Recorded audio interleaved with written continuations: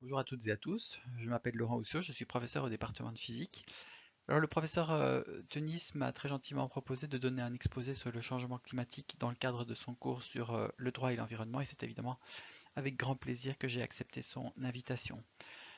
J'aurais dû normalement vous rencontrer ce mardi 3 novembre de je crois 16h à 18h mais bien évidemment les circonstances en ont décidé autrement et donc j'ai plutôt choisi de vous préparer une capsule vidéo d'environ à peu près une heure, un petit peu moins sur la réalité du changement climatique. En réalité, il s'agit d'une conférence que j'ai déjà donnée quelques fois et que je remets à jour assez régulièrement en fonction de l'actualité. Et dans cette conférence, il est très important de comprendre qu'il n'y a plus aucun doute aujourd'hui sur la réalité du changement climatique et surtout sur les causes anthropiques de ce changement climatique.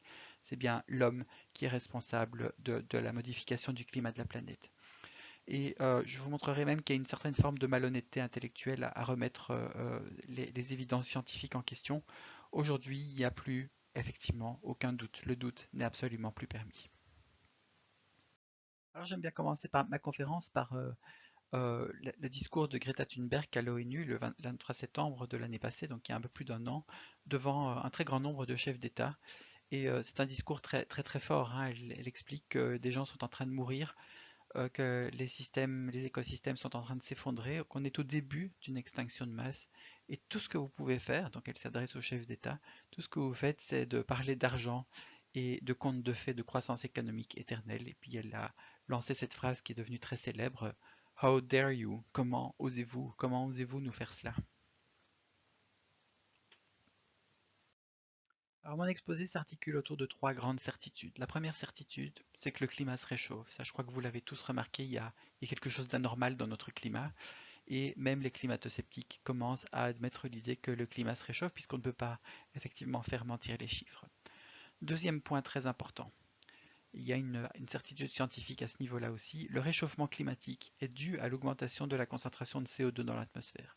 Ça, plus aucun scientifique sérieux, je vais dire, ne remet cela en cause. Évidemment, vous trouverez encore quelques climato-sceptiques qui vous diront que c'est absurde qu'un gaz aussi qui est présent en si faible quantité dans l'atmosphère puisse à ce point modifier notre climat, mais tout cela s'explique très très bien. Et puis troisième argument, très très important, troisième certitude, l'augmentation de la concentration de CO2 dans l'atmosphère est due à l'activité humaine. Et ça aussi c'est un argument que beaucoup de climato-sceptiques essayent d'avancer, c'est de dire ok, peut-être que le CO2 augmente la température de la planète, mais c'est pas de notre faute parce que du CO2 il y en a toujours eu dans l'atmosphère et c'est surtout la respiration qui produit du CO2, pas tellement la combustion des gaz à effet de serre. Et bien ça je vous montrerai, pas des gaz à effet de serre, des combustibles fossiles, je veux dire. Ça je vais vous montrer effectivement que c'est tout à fait faux. On sait avec certitude que l'excédent de dioxyde de carbone dans l'atmosphère, donc de CO2, est dû à la combustion des combustibles fossiles. Donc, première évidence, le climat de la planète change et il change malheureusement très vite. Alors voilà quelques photos juste pour illustrer cela. Ce sont des photos qui datent d'il y a 2 ans ou certaines 3 ans, mais enfin vous voyez un petit peu l'idée. Vous avez une canicule terrible en Belgique l'année passée avec plus de 40 degrés. Un ouragan qui dévaste le Mozambique. Une zone ici, vous aviez un grand lac en Inde qui est devenu complètement sec. Les grandes inondations de Venise l'année passée. Une succession de 3 ouragans, c'est tout à fait exceptionnel aussi ici, qui vient frapper le golfe du Mexique aux États-Unis. Donc toutes ces catastrophes-là sont extrêmes, extraordinaires, et ce sont des catastrophes qui ont peut-être toujours existé, bien sûr, mais pas à une telle fréquence. Ici, chaque année a son lot de désastres, comme les incendies de forêt aussi, par exemple en Californie ou en Australie. Autre illustration très importante, c'est quelque chose qui moi personnellement m'a énormément choqué, c'est la météo du 25 juillet 2019. Vous vous en souvenez peut-être, c'était l'année passée, c'est pas si loin que ça. Vous avez eu ce fameux record de 41,8 degrés en Belgique. C'est totalement hallucinant. Pour Namur, c'était pas tellement mieux, hein. On a dépassé ici les 40 degrés puisque nous avions 41,1 degrés. C'est totalement extraordinaire. Je n'aurais jamais pensé qu'on puisse dépasser les 40 degrés en Belgique avant peut-être l'an 2035 ou 2040, mais certainement pas en 2019. Ce qui est encore plus effrayant, c'est que le record précédent datait de l'année d'avant, et le record précédent était déjà exceptionnel, c'était 38,8 degrés en Belgique. Donc on a pulvérisé un record qui était déjà totalement exceptionnel de 3 degrés.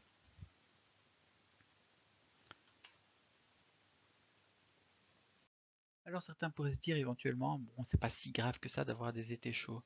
Mais dans son expression extrême, eh bien, le changement climatique tue. Et le changement climatique tue déjà des centaines de milliers, voire peut-être des millions de personnes dans le globe, et ce, même en Belgique. Alors, je voulais vous montrer ces données très très récentes qui viennent de Cienzano. Je suppose que vous connaissez Cienzano, on en parle tous les jours pour la crise du Covid. Et ce que ces données ici vous montrent, c'est la mortalité en Belgique. Bon, c'est pas très amusant, mais ça va très bien illustrer mon propos ici, de février 2020 au mois d'octobre. Et vous avez ici des courbes verts pointillées qui vous indiquent la mortalité normale en Belgique. Donc dès qu'on s'écarte un petit peu de ces deux pointillés ici, c'est qu'on a une surmortalité. Qu'est-ce qu'on voit? On voit un énorme pic ici que l'on connaît bien, hein, évidemment. C'est ce pic terrifiant de la première vague du Covid-19 qui a tué 8-9 000 personnes, peut-être 10 000 personnes. Voilà, ça c'est quelque chose qui est hyper médiatisé, que vous connaissez très très bien. Par contre, le deuxième pic, on n'en a presque pas parlé. Vous avez ici un pic de mortalité qui n'a absolument rien à voir avec le Covid-19.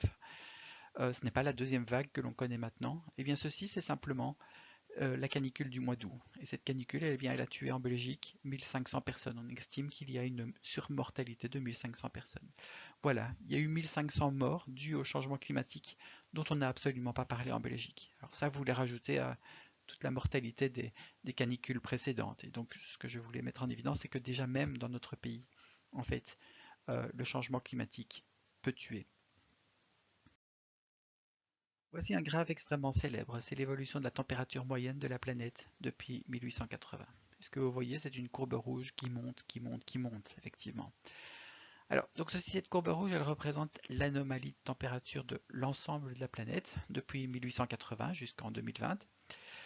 Euh, il y a une période de référence qui est prise pour définir ce qu'on appelle une anomalie. Donc on a décidé que la période de référence, un peu de manière arbitraire, de 1950 à 1980, je crois, est considérée comme étant une période normale. C'est le zéro d'anomalie de température. Qu'est-ce qu'on voit? Bien, par rapport à cette période de référence, on remarque que la fin du 19e siècle et le début du 20e siècle est relativement froide. Effectivement, c'était des périodes beaucoup plus froides que maintenant. On observe une augmentation assez nette de la température jusqu'en 1940. On observe ensuite un palier de 1940 à 1970 environ. Et puis vous avez cette progression vertigineuse, il n'y a pas d'autre mode de la température depuis environ 1975 jusqu'à maintenant, où en l'espace d'environ 40-45 ans, eh bien, notre planète a gagné 1 degré de température.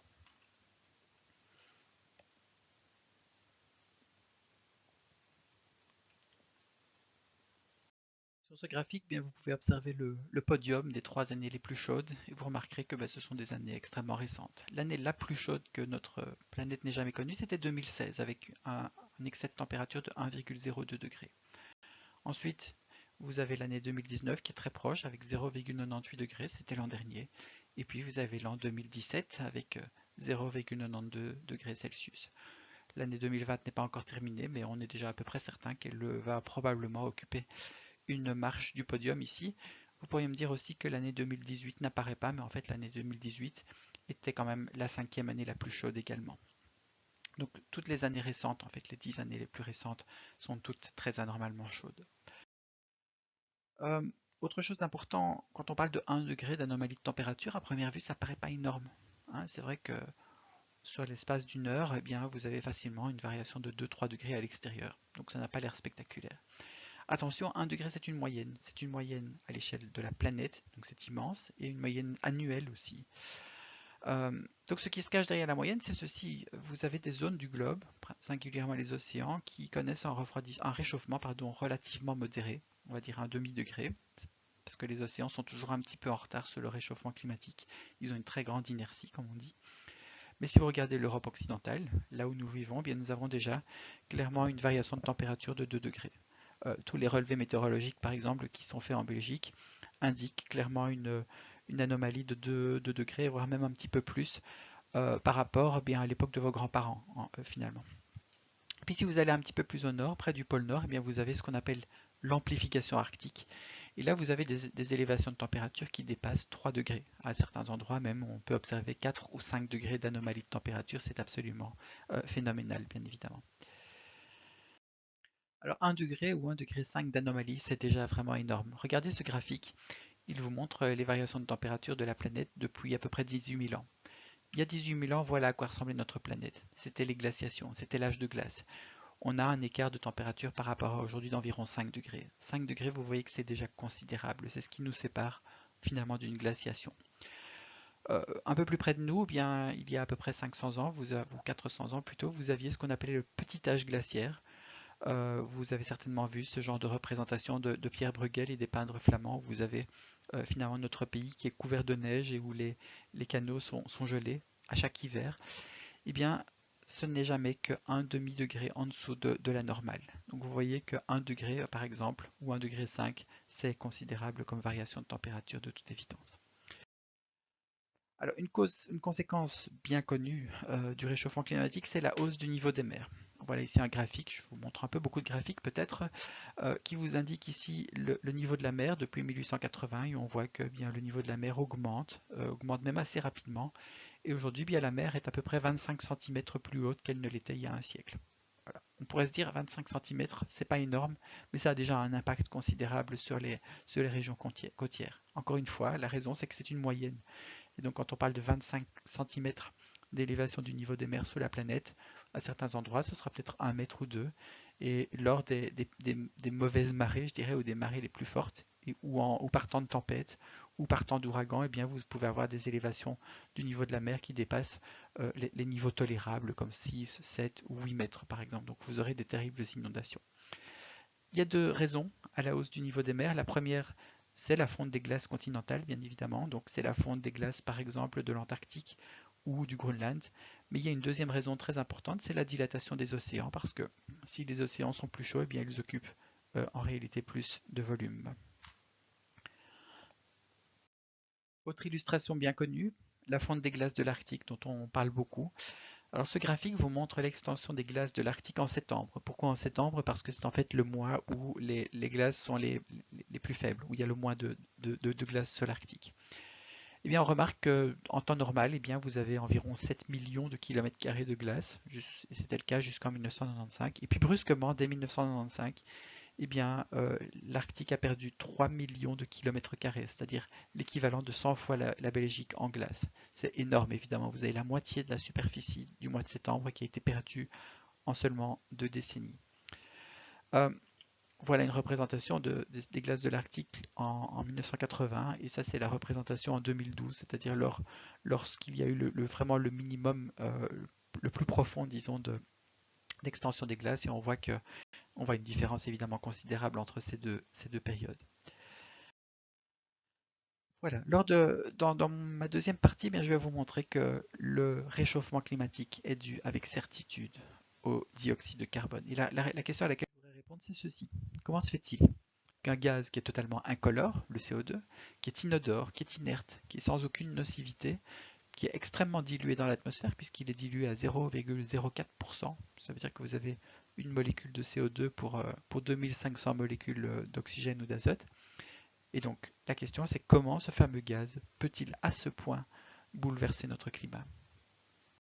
D'abord, pour commencer par une note positive, c'est pas mauvais les gaz à effet de serre. Heureusement qu'ils existent, sinon on ne serait pas là pour en parler. Il est assez facile de montrer que s'il n'y avait pas de gaz à effet de serre autour de la Terre, eh bien, la température de la Terre serait de moins 18 degrés, température moyenne. La température réelle de la Terre est de 16 degrés à l'heure actuelle, et donc, en fait, la Terre serait 34 degrés plus froide si nous n'avions pas ces fameux gaz à effet de serre. Donc, ils sont absolument indispensables à la vie. C'est grâce aux gaz à effet de serre que la vie existe sur notre planète. Ici, je voudrais vous montrer quelque chose qui est quand même assez perturbant. C'est que finalement, le rôle des gaz à effet de serre et du dioxyde de carbone, donc CO2, sur le réchauffement planétaire, eh bien, c'est pas quelque chose qu'on a découvert il y a 20 ans ou 30 ans. C'est quelque chose qui est connu depuis très très longtemps. C'est quelque chose qui est parfaitement établi déjà depuis 1896 par le prix Nobel de chimie Svante Arrhenius. Et même avant lui, il y avait déjà Joseph Fourier, qui est un mathématicien français assez célèbre, qui, dans les années 1830, avait compris que le CO2 pouvait jouer un rôle dans le réchauffement de la planète.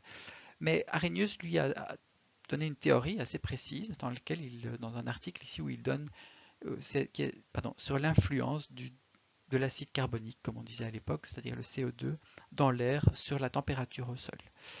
Alors, je ne vais pas vous ennuyer avec des chiffres, mais Arrhenius a carrément fait un calcul. À l'époque, il n'y avait pas de super ordinateur, évidemment, il a tout calculé à la main. Et ce qui s'est amusé, si on peut dire, à calculer, c'est qu'est-ce qui se passerait si on doublait la concentration de CO2 dans l'atmosphère. Il est arrivé à la conclusion, alors il y a beaucoup de chiffres ici, mais enfin, en gros, la conclusion que la Terre se réchaufferait d'à peu près 5 degrés. Eh bien, il avait raison, Arrhenius, puisque maintenant, même avec nos supercalculateurs extrêmement puissants, eh bien, on peut montrer que si on double la quantité de CO2 dans l'atmosphère, eh bien, la température de la planète va s'élever entre 3,5 et 4 degrés. Donc Arrhenius, avec ses petits calculs à la main, était déjà parvenu à comprendre avec une assez bonne précision finalement le phénomène de réchauffement climatique. Donc j'insiste, il y a déjà 124 ans d'ici, on savait avec une très bonne précision qu'une augmentation du CO2 dans l'atmosphère devait nécessairement conduire à un réchauffement de la planète. Alors, je suis prof de physique, donc inévitablement, je vais vous donner un petit peu de physique, un petit peu de science. Alors, rassurez-vous, ce sera tout à fait accessible pour vous. Euh, je vais vous parler du rayonnement infrarouge. Le rayonnement infrarouge, vous connaissez. Euh, Ce qu'il faut savoir, c'est que tous les corps, sans exception, émettent du rayonnement électromagnétique. Le rayonnement électromagnétique, c'est quoi? C'est de la lumière, c'est de l'infrarouge, c'est des ultraviolets, par exemple. C'est un phénomène que vous connaissez bien, peut-être sans le savoir. Lorsque vous avez un corps qui est chauffé à très haute température, comme le Soleil, par exemple, eh bien, il va émettre spontanément de la lumière visible. Le Soleil, c'est un corps qui est chaud, qui est très très chaud, qui a une température de 6000 degrés. Et donc le Soleil émet de la lumière. C'est pour ça qu'il fait clair dehors. C'est pour cela qu'il fait clair dehors. Mais, et ça c'est très important, à basse température, tous les corps émettent aussi de la lumière. Simplement, c'est de la lumière invisible, c'est de l'infrarouge. Et donc, vous émettez des quantités impressionnantes d'infrarouge. Les maisons, bien sûr, émettent de l'infrarouge, mais la Terre, c'est ça qui est important dans mon exposé ici, la Terre, notre planète, émet en permanence, jour et nuit, de l'infrarouge, et l'atmosphère qui entoure la Terre aussi émet de l'infrarouge en permanence. Alors, le grand principe que l'on doit comprendre si l'on veut appréhender le réchauffement climatique, c'est la notion de bilan thermique de la Terre. C'est quelque chose d'un peu économique, si vous voulez. La Terre reçoit de la chaleur et la Terre perd de la chaleur. La chaleur qu'elle reçoit, bien, c'est très simple, c'est le rayonnement solaire. C'est la seule source de chaleur de notre planète. Et voilà, je vous donne un chiffre très précis. Ici, un chiffre de physicien, vous avez une puissance de 342 watts par mètre carré de surface terrestre qui nous vient du Soleil. Voilà, ça c'est ce qui nous rentre, enfin, ce qui rentre dans la planète.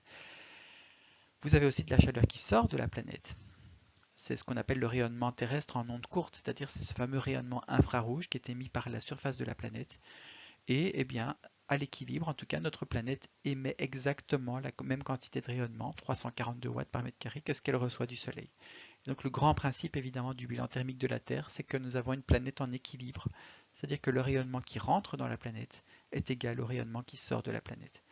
Et le grand drame aujourd'hui, bien sûr, c'est que cet équilibre est rompu, c'est-à-dire que, comme je vais vous le montrer, eh bien, il y a un petit peu moins de rayonnement qui sort qu'avant. Ce serait plutôt aux alentours de 340 au lieu de 342 watts par mètre carré. Et donc, la planète accumule de la chaleur, la planète se réchauffe effectivement. On va rentrer un petit peu plus dans les détails des gaz à effet de serre et du CO2. Ce qu'il faut bien comprendre, ça vous le savez peut-être, c'est que les fameuses molécules de CO2 absorbent l'infrarouge. Elles absorbent très bien l'infrarouge, particulièrement qui est émis par la planète, dans la bonne longueur d'onde, comme on dit. Ce qui se passe, c'est qu'une partie du rayonnement infrarouge qui est émis par la surface de la Terre est absorbée par le CO2 et reste donc piégée dans l'atmosphère qui va dès lors se réchauffer. C'est ce qu'on appelle l'effet de serre et ce que j'essaye de vous représenter ici par un petit schéma. Vous avez une molécule de CO2, au milieu vous avez le gros atome noir, c'est du carbone et autour ce sont deux atomes d'oxygène. Vous avez un rayonnement qui vient de la Terre, qui est un rayonnement infrarouge, qui a une certaine longueur d'onde, comme on dit, de 15 microns. Et bien précisément à cette longueur d'onde-là, la molécule de CO2 va absorber le rayonnement infrarouge. Elle absorbe très bien l'infrarouge à 15 microns. Et quand on dit qu'elle l'absorbe, ça veut dire simplement que au départ la molécule est immobile. Une fois que le rayonnement infrarouge est passé à proximité de la molécule, eh bien la molécule va capter l'énergie du rayonnement et va se mettre à vibrer. C'est-à-dire qu'elle va transformer cette énergie en énergie de vibration, énergie cinétique comme on dit. D'accord? Donc ce qui se produit, c'est que le rayonnement qui vient de la Terre, il a été absorbé et n'ira pas plus loin. Il est bloqué effectivement par le CO2 qui a absorbé le rayonnement infrarouge. Dans la suite, eh bien, je vais vous dire que l'atmosphère se comporte aussi comme un radiateur. C'est peut-être plus difficile à visualiser, mais il y a un très grand principe en physique, dans la physique du rayonnement, qui dit que si vous avez un corps, par corps, qu'est-ce que j'entends? Eh bien, ça pourrait être, par exemple, l'atmosphère. Si vous avez un corps qui absorbe bien un rayonnement, alors il va émettre très bien ce rayonnement également. On pourrait même montrer que les mécanismes d'émission et d'absorption sont parfaitement identiques.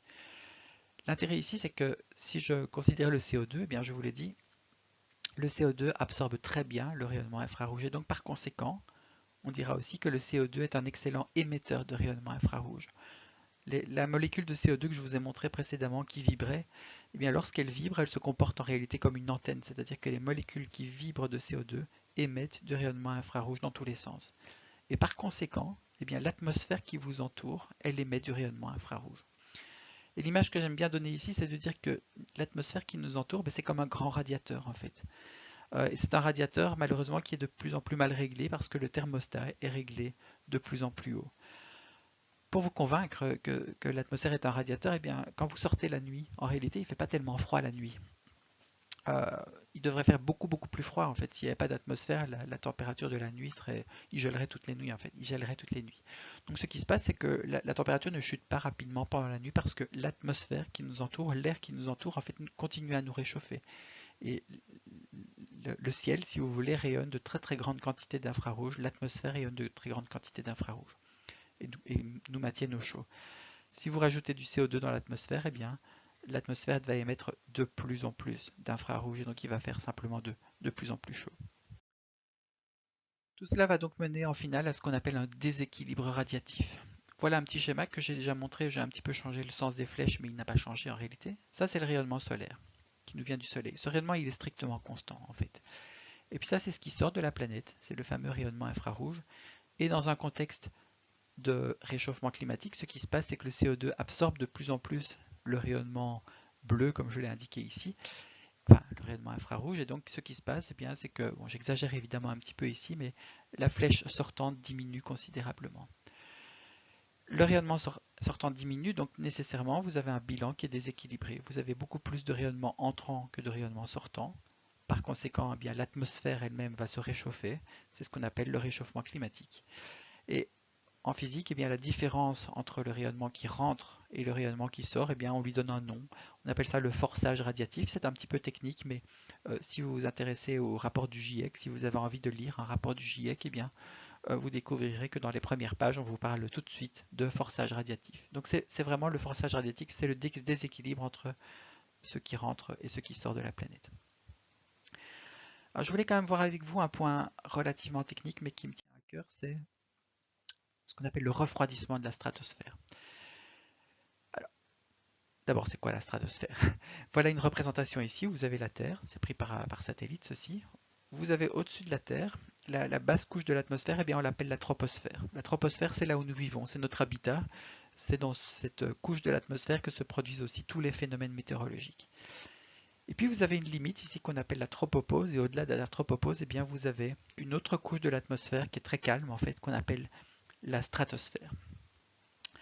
Alors pourquoi je vous en parle de la stratosphère? Vous avez à nouveau les deux flèches classiques. Vous avez le rayonnement solaire ici qui arrive sur Terre, qui chauffe la planète, qui chauffe la surface de la Terre.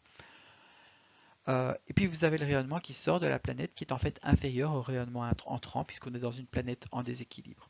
La conséquence est que dans la troposphère, c'est-à-dire là où nous vivons, eh bien, il y a un excédent de chaleur. Il y a plus de chaleur qui rentre que qui sort. C'est le réchauffement climatique. Par contre, au niveau de la stratosphère, ce qui est intéressant, c'est que le rayonnement qui vient de la Terre, qui vient du bas si vous voulez, diminue. Et une part importante de la température de la stratosphère, c'est de l'air, hein, la stratosphère, eh bien, l'air de la stratosphère, il est réchauffé en bonne partie par la planète qui est en dessous. Et donc, si vous avez une diminution du rayonnement qui vient de la planète, eh bien, nécessairement, la stratosphère va se refroidir. Voilà, c'est un petit peu compliqué, mais le point important ici, c'est que le réchauffement climatique de la troposphère, donc de là où on vit, doit nécessairement s'accompagner d'un refroidissement de la stratosphère. C'est précisément ce qui est observé, c'est ça qui est assez spectaculaire. Si vous regardez le graphe du haut ici, c'est un graphe qui est pris par satellite, par des satellites météo si vous voulez. Il indique que depuis 1960, eh bien, la fameuse stratosphère, là, 20 ou 30 km au-dessus de notre tête, eh bien, au lieu de se réchauffer comme le reste de la planète, eh bien, il s'est refroidi. Il a perdu 2 degrés. Elle a perdu 2 degrés plutôt, la stratosphère. Et ça, c'est très important, même si c'est très technique. C'est la preuve indiscutable que le réchauffement climatique est dû en fait à une augmentation des gaz à effet de serre et du CO2. Vous pouvez imaginer plein d'autres manières par lesquelles la planète se réchauffe. Par exemple, une augmentation du rayonnement solaire ou éventuellement de la chaleur qui quitterait les océans ou une activité volcanique ou encore plein d'autres choses. Eh bien, quel que soit le modèle que vous prenez, il est impossible d'expliquer pourquoi la stratosphère se refroidit. Il n'y a qu'un seul modèle, une seule explication qui permet de comprendre pourquoi la stratosphère se refroidit, c'est de dire que eh bien, les gaz à effet de serre, le CO2 de la planète, absorbent le rayonnement infrarouge et l'absorbe de plus en plus parce qu'il y a de plus en plus de CO2. Voilà, c'est ce qu'on appelle en fait le fingerprint en anglais, c'est-à-dire les empreintes digitales, si vous voulez, du CO2 en quelque sorte. C'est la preuve indiscutable en réalité que c'est le CO2 qui réchauffe notre planète. Est-ce qu'on y est pour quelque chose? Mais oui, bien sûr, l'humanité est responsable de l'augmentation de la concentration en CO2. Je vais commencer.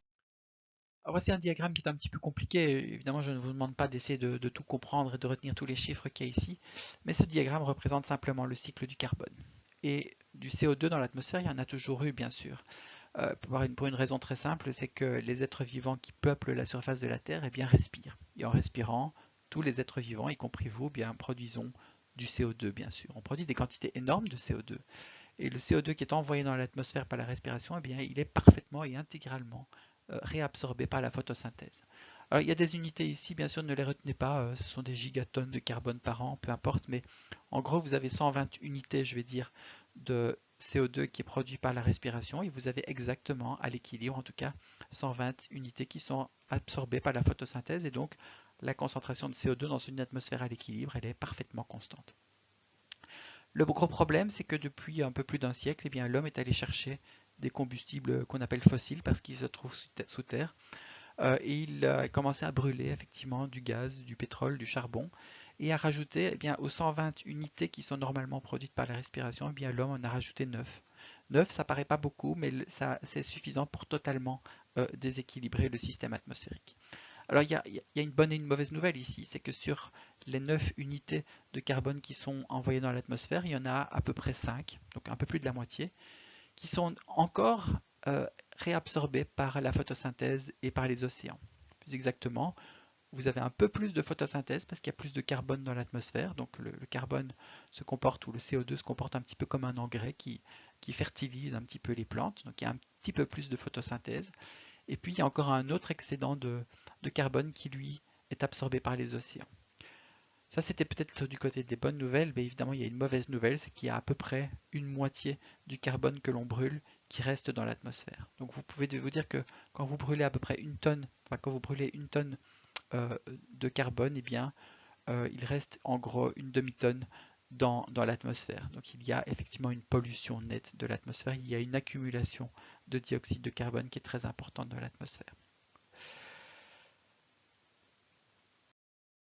Ce diagramme-là, je pense qu'il est assez connu. Ce sont les émissions de dioxyde de carbone depuis 1850. Alors c'est exprimé dans une unité qui ne vous dira pas grand-chose. Ce sont des millions de tonnes ici de CO2. Donc on parle en fait de milliards de tonnes en finale. Vous voyez qu'aujourd'hui, eh bien, on produit 40 milliards de tonnes par an de CO2, dont une bonne moitié, une moitié reste dans l'atmosphère. Donc il y a une pollution de l'atmosphère qui fait qu'on en accumule environ 20 milliards de tonnes de CO2 par an dans l'atmosphère.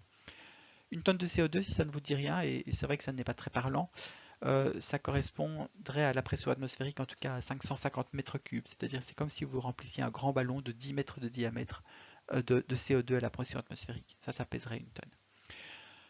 Ce qui est surtout important dans ce graphique, c'est de voir l'évolution. Vous voyez qu'en 1850, on produit relativement peu de carbone, c'est quand même déjà le début de l'ère industrielle de CO2. Il y a une progression assez lente qui aurait pu être tenable peut-être jusqu'en 1950 à peu près, jusqu'à la fin de la Seconde Guerre mondiale.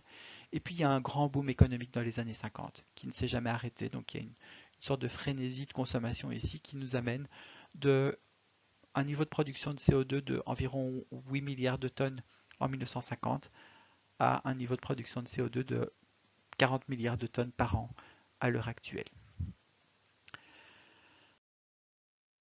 Ça a des conséquences évidemment qui sont mesurables, c'est une accumulation de CO2 dans l'atmosphère. Ceci est un graphique où on remonte à 400 000 ans par rapport à aujourd'hui, donc c'est un graphique qui a un intérêt, je dirais, presque géologique ici.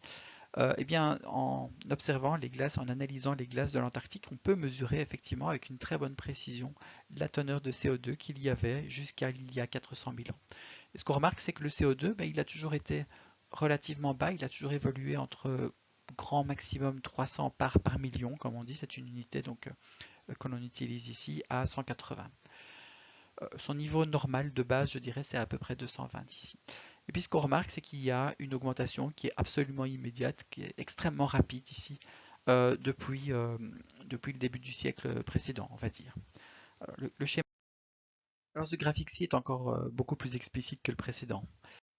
Donc, ce que l'on voit, c'est que la concentration en CO2 de l'atmosphère, depuis l'an 1000 à peu près jusqu'en 1840, elle est parfaitement constante. Elle vaut à peu près 280 ppm. Je rappelle, les ppm, ce sont des parts par million. 1 ppm de CO2, ça veut dire que vous avez une molécule de CO2 pour 1 million de molécules d'atmosphère, en fait, d'air, quoi. Donc le CO2 il est strictement constant, on est une planète en équilibre jusqu'en 1840, et puis 1840 ben, c'est la révolution industrielle. C'est vraiment le début du développement du chemin de fer notamment.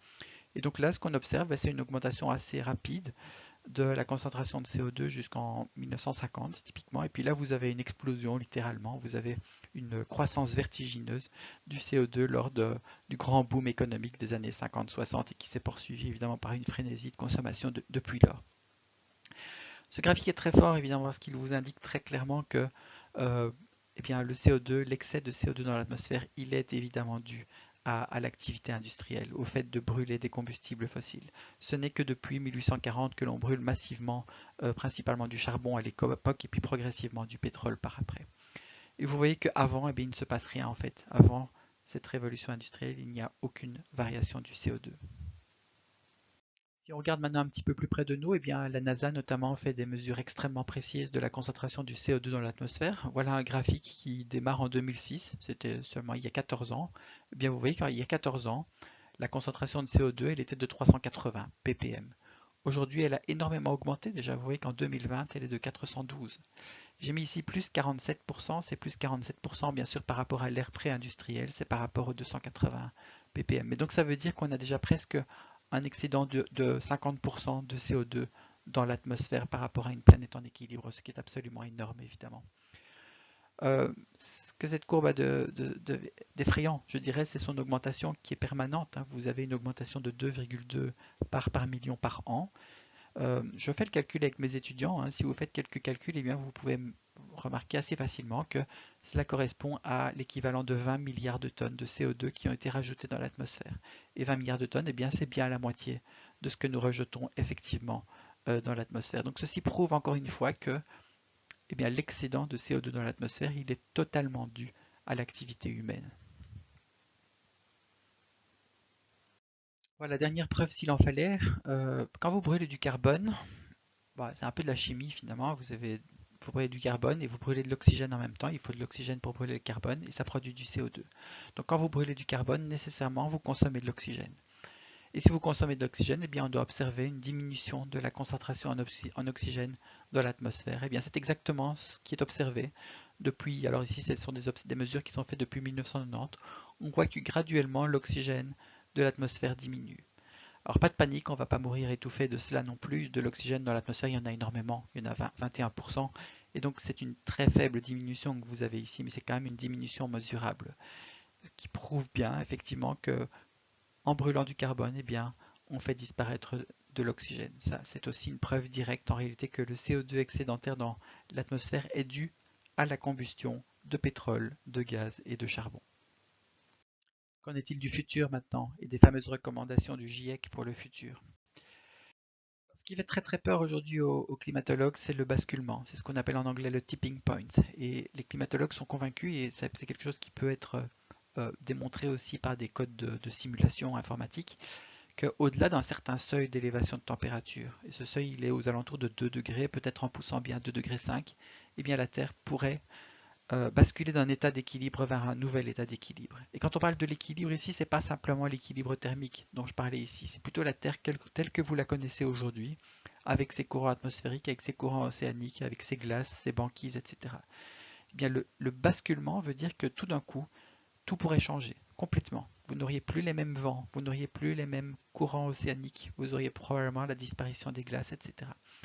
Et une planète qui est en train de basculer comme ça dans un nouvel état, eh bien, elle est complètement incontrôlable. En fait, nous n'avons plus aucun pouvoir pour modifier son état. C'est ça l'idée, le concept effrayant qui est là derrière, et un concept qui est repris aussi par ce qu'on appelle les collapsologues, hein, ceux qui envisagent un effondrement finalement de notre civilisation. Donc il faut éviter, en gros, c'est ça que je veux dire, il faut absolument éviter de dépasser 2 degrés d'élévation de température. Attention, on n'en est plus tellement loin, hein, on est déjà à plus 1 aujourd'hui. Alors, ce qui cause ce basculement, eh bien, ce sont des changements brusques. Par exemple, la fonte des glaces de l'Arctique, c'est déjà en cours, mais on sait que si les glaces disparaissent complètement, eh bien, le climat de l'hémisphère nord va être totalement modifié. Autre grosse modification, c'est le Gulf Stream, c'est un courant d'eau chaude qui nous vient de la Floride. Ce Gulf Stream est déjà en train de s'affaiblir aujourd'hui, il n'est pas impossible qu'il disparaisse à un moment donné. Euh, Troisième phénomène ici, ça c'est une véritable bombe à retardement. Dans l'Arctique, dans les terres de l'Arctique, eh bien, terres qui sont normalement en permanence gelées, vous avez de très grandes quantités de méthane qui sont piégées pour l'instant. Si ces terres qu'on appelle le permafrost en fait devaient fondre, eh bien le méthane serait libéré. Et le méthane, eh bien c'est un gaz qui est un gaz à effet de serre beaucoup plus puissant encore que le CO2. Et donc là, on pourrait avoir une forte amplification de l'effet de serre. Et puis il y a encore d'autres choses, peut-être un peu plus spéculatives, comme le relargage du CO2 par les océans.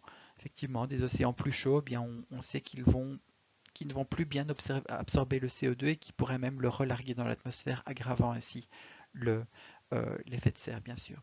Donc ce que la COP, notamment la COP 21, avait demandé, c'était de viser absolument 1,5 degré Celsius, donc ne pas dépasser 1,5 degré.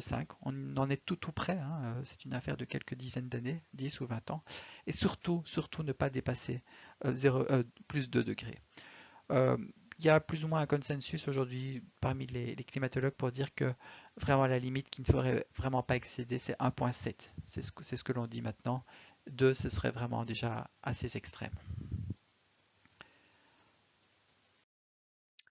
Alors pour la suite, eh bien, le GIEC travaille sur des scénarios, ce qu'on appelle les scénarios RCP. Je vous passe un petit peu les détails pratiques, mais en gros, ce que vous avez, c'est des scénarios bleus ici, bleu foncé, qui sont les scénarios les plus optimistes, c'est-à-dire les scénarios où l'humanité est capable de prendre des décisions très rapides pour diminuer fortement sa consommation de carbone. Et puis vous avez le scénario pessimiste où finalement on ne fait rien. Et ce que vous avez ici, c'est l'élévation de température pour ces différents scénarios qui a été prévu. Attention ici, le niveau 0 correspond à l'an 2000, donc c'est déjà un niveau qui est bien supérieur au niveau pré-industriel. Mais ce qui est important surtout, c'est de voir que dans le scénario idéal, eh bien, on arriverait à une température maximale de la planète en 2050 et puis elle se stabilise à des niveaux plus raisonnables. Ça, c'est le scénario qui sauve en quelque sorte la planète. Et je vais le détailler dans un instant. Le scénario catastrophe, c'est le scénario où on ne change absolument rien, c'est celui-ci, et où on a des variations de température en 2100 qui sont catastrophiques, hein. On est largement à 4 degrés. 4 degrés, c'est beaucoup trop. C'est une planète qui est devenue déjà invivable. Et bon, on n'ose même pas regarder plus loin que 2100, mais là où vous avez des élévations délirantes qui vont presque jusqu'à 10 degrés, c'est-à-dire que la planète n'est même plus habitable à ce moment-là. Il n'y a plus aucun endroit pratiquement où l'homme peut encore survivre ici. Essayons d'être quand même positifs. Il y a des solutions. Et les solutions, ben, c'est à nous tous de les trouver, bien sûr. Mais encore un graphique, c'est mon dernier graphique, peut-être un peu compliqué ici, mais ce que vous avez ici en grisé, ben, c'est la température de la planète depuis 1960. Elle monte, ça on le sait bien. La courbe orange, c'est une sorte de moyenne de enfin c'est la moyenne effectivement de cette température ici, une moyenne lissée. On voit que ça augmente de manière progressive, et si on ne fait rien, eh bien on va continuer sur cette trajectoire-là qui est en ligne droite. Et sachant qu'on ne veut pas dépasser 1,5 degré de température, d'élévation de température, eh bien, le 1,5 qui est la limite de la COP 21, eh bien, il serait atteint déjà ici entre 2030 et 2050. Donc on a peut-être une quinzaine d'années devant nous avant d'arriver à cette espèce de point de non-retour. Donc on ne veut pas de cette trajectoire-là, il faut absolument l'infléchir. Et pour infléchir cette trajectoire, eh bien, on aimerait plutôt suivre une trajectoire de ce style-là. Alors clairement, pendant une dizaine d'années, il n'y a pas grand-chose qui va changer parce que la planète est un peu comme un train fou, il est très difficile de l'arrêter. Et puis progressivement, les mesures que l'on va prendre aujourd'hui, eh bien, on va commencer à les voir dans 10 ou 15 ans. Progressivement, on va observer un maximum de température qui pourrait se produire dans le meilleur des cas en 2040 ou 2045, et puis la planète va se restabiliser vers un niveau un petit peu plus correct de température. Alors ce scénario-là, eh bien, il nécessite un changement très très radical dans nos habitudes. C'est-à-dire que, je vais encore vous expliquer ce dernier graphe. Ce dernier graphe, qu'est-ce qu'il indique? C'est le nombre de milliards de tonnes de CO2 que l'on produit par an. Vous voyez qu'en 1970, on était à 15. En 2020, malheureusement, on est à 40. Enfin, en 2019, parce qu'en 2020, ça a en fait un tout petit peu diminué grâce ou à cause, je devrais dire peut-être, du coronavirus. Eh bien, si l'on veut espérer suivre la trajectoire que je vous ai montrée avant, la trajectoire qui nous sauve en quelque sorte, eh bien, on est obligé de suivre la courbe soit de grisée, soit ce qui sera encore mieux, soit de bleu. La grisée, elle nous garantit peut-être un échauffement de 2 degrés sans plus. La bleue, elle nous garantit de ne pas dépasser 1,5 degré. Ça, ce serait l'idéal, effectivement. Alors, pour suivre la courbe bleue, ben, qu'est-ce qu'il faut? Il faut quelque chose d'extrêmement radical. Il faut qu'en 2030, on ne produise plus que la moitié des gaz à effet de serre de ce qu'on produit aujourd'hui, c'est-à-dire 20 tonnes, 20 milliards de tonnes au lieu de 40 milliards de tonnes. C'est énorme comme changement, c'est un changement radical de nos habitudes. Et puis, on voudrait qu'en 2040, peut-être un petit peu plus tard, éventuellement 2050, le monde soit passé dans une économie sans carbone. Donc c'est un changement extrêmement radical et donc ce sera ma bien pour terminer, et c'est évidemment très très important, si l'on veut corriger cette trajectoire, si l'on veut ne pas dépasser 1,5 degré d'anomalie de température, eh bien il faut absolument, et c'est ce que tous les scientifiques nous disent maintenant, absolument diminuer de 5%, 50% pardon, les émissions de gaz à effet de serre en 2030. Donc diminuer de moitié les émissions de gaz à effet de serre en 2030, c'est-à-dire dans 10 ans, c'est littéralement demain ceci. Et puis surtout, il faut aussi arriver à une économie totalement décarbonée en 2055. Donc c'est extrêmement ambitieux comme objectif, c'est l'objectif notamment du Green Deal européen. J'avais commencé par Greta Thunberg, je termine par Greta Thunberg. Dans son même discours à l'ONU, Greta Thunberg a déclaré Change is coming whether you like it or not. Le changement arrive que vous le vouliez ou non. Et bien sûr, elle a tout à fait raison. On peut voir ça d'une manière positive ou négative, optimiste ou pessimiste. Si on veut voir ça de manière pessimiste, eh bien, on peut ne rien faire. Et dans ce cas-là, eh bien, il va y avoir un énorme changement. C'est-à-dire que c'est la planète qui va changer, c'est le changement climatique qui va être là.